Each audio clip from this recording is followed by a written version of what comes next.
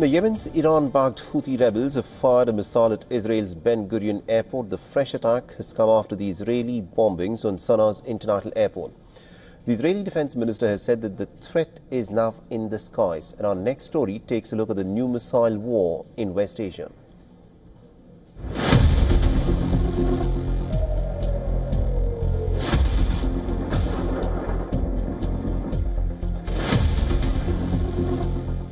The fighting between Houthis and Israeli forces is intensifying by the hour.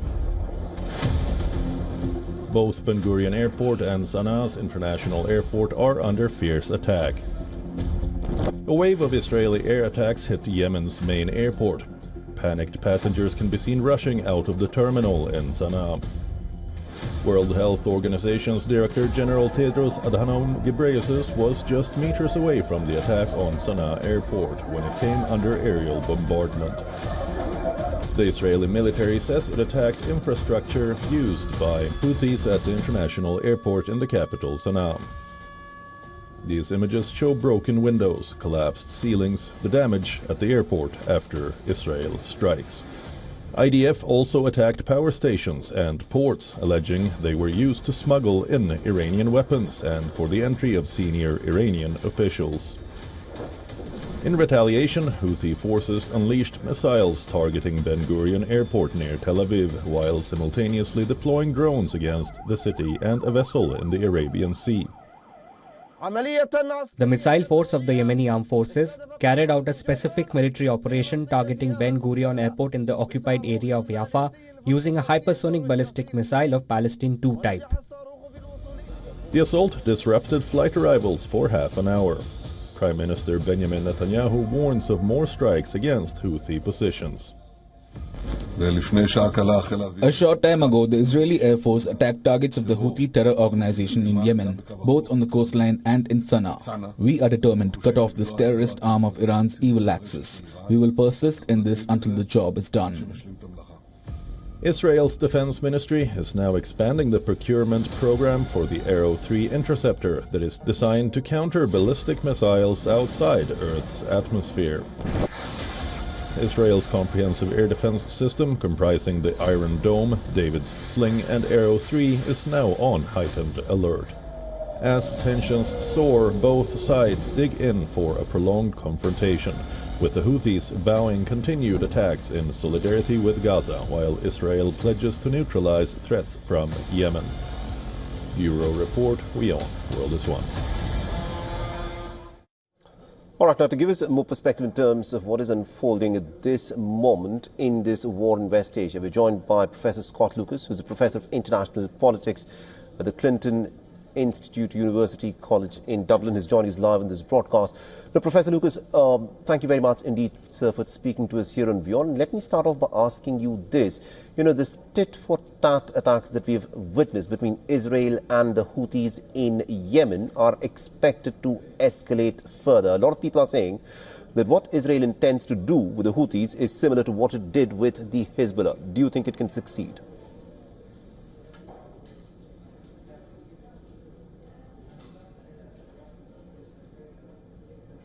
Iran-backed group in Yemen, of course, and what has happened is that as other Iran-backed groups, the Assad regime, which has fallen in Syria, Hezbollah, which has been badly damaged in Lebanon, the Houthis have stepped up these attacks to say the so-called axis of resistance is still here, we can still fight Israel.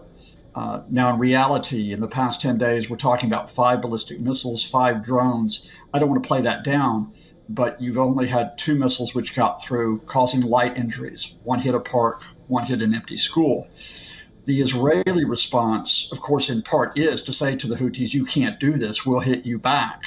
And so they hit overnight Sanaa airport, they hit several ports, killing 6 people. But the Israeli response is also tied to domestic issues.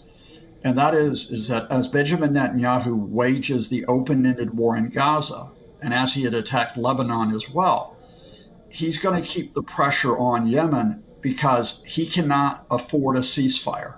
He cannot afford a de-escalation because once he does, he faces early elections and he faces legal problems. Because remember, the bribery trial against Netanyahu is now ongoing.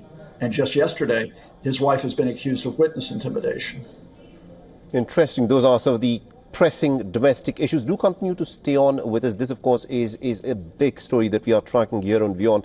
These are tit-for-tat attacks, and the logic that is being given is that Netanyahu's intention is now to do to the Houthis what he has done with the Hezbollah in Lebanon. But the question, of course, is there is a huge amount of distance between the state of Israel and the Houthis who are operating from Yemen. Remember, the Houthis are also a crucial part of the Iranian-backed axis of resistance. It now remains to be seen as to how this phase of the campaign by the Israelis, of course, proceeds. Remember, Benjamin Netanyahu is also at this moment facing serious charges of corruption, and we have with us Professor Scott Lucas. Professor Lucas, you were speaking about a very important aspect where you're saying that this is a war that Netanyahu cannot stop fighting, because he's also facing these serious charges of corruption.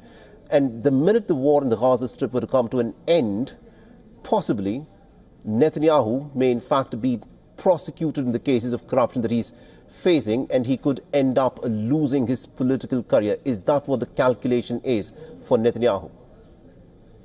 I think that's been the calculation for Benjamin Netanyahu ever since October 2023.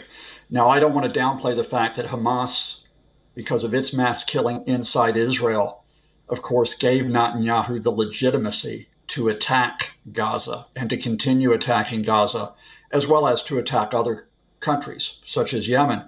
But I think we are at the point where if Netanyahu cannot get those 100 Israeli hostages back that Hamas still holds, some of them dead, some alive, he cannot satisfy the basic desire of the Israeli people. We want all our fellow citizens back. And if he can't satisfy that desire, he's the one who'll be held accountable for what would be seen as a failure. So what do? You just keep attacking.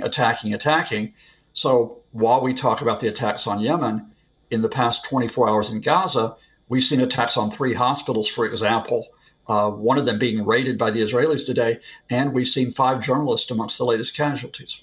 Indeed. Thank you very much, Professor Scott Lucas, for joining us and getting us all those details there. Thank you. For all the latest news, download the WION app and subscribe to our YouTube channel.